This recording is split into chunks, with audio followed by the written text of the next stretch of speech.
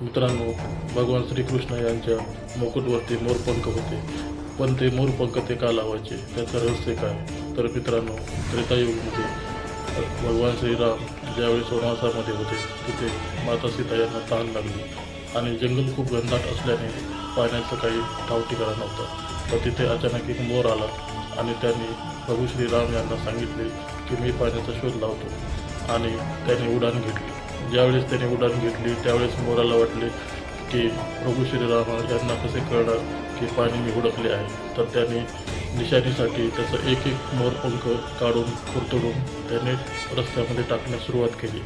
आणि मित्रांनो, मोर ज्यावेळेस स्वतःचे पंख काढतो त्यावेळेस त्याचे मृत्यू होते. तर मित्रांनो, पाण्याचा शोध लागल्यानंतर भगवान श्रीरामांच्या पायामध्ये त्याने आपले प्राण सोडले. त्यावेळेस प्रभू श्रीराम यांना खूप दुःख झाले की माझ्यासाठी याने आपले प्राण दिले.